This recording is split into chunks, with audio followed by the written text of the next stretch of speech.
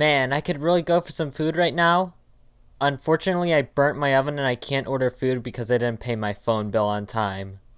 The only thing I really have on me right now is my totally legit Nintendo DS and a copy of Personal Trainer Cooking. God, what am I supposed to do with this? I know, take it to a cooking show and show all the other competitors what I can do with a DS. Yeah, too far-fetched. Or maybe... The DS and Wii era of Nintendo was such a fun, weird, and experimental era altogether, whether it be with motion controls on the Wii to just straight up online functionality being introduced.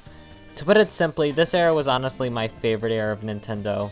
To be fair, it was the era I grew up with and experienced as a whole. In recent years though, I've been thinking about the DS a lot. I mean, it was the first handheld console I owned. The DS was where I first experienced titles like Mario Kart DS, Mario Party DS, Bowser's Inside Story. Okay, most of the games I played were Mario games, but bear with me. Personally, I really don't have a lot of memories with the games I played on my DS back then. But in 2018, I decided to purchase a ton of DS games, shovelware or not. Which is where I got to experience titles like The Sweet Life of Zack and Cody Tipton Trouble. Remember when every Disney Channel show got their own game? What a weird time. Anyways, one of the titles I purchased was called Personal Trainer Cooking, which was a title I never even knew existed until I bought it. I mean, like, seriously, who's gonna buy a cookbook for the DS? Well, you got me there.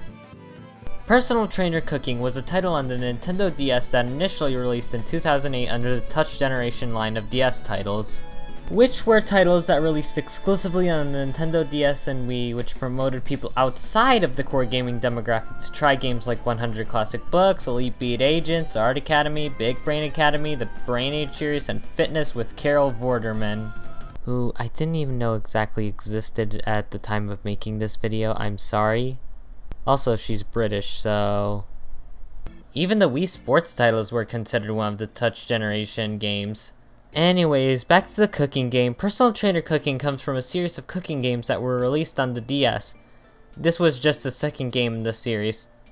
At least in Japan. In North America, this title didn't get released until 2008 under the Personal Trainer series. Personal Trainer Cooking got released alongside Personal Trainer Math and Personal Trainer Walking when it came to the Personal Trainer series. God, that's a mouthful.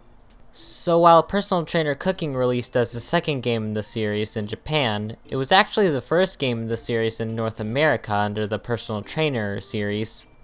So that's some pretty cool trivia, I think. So that begs the question, where are the other games in the Personal Trainer Cooking series? Oh yeah, nearly all of them never released in North America. That's a shame.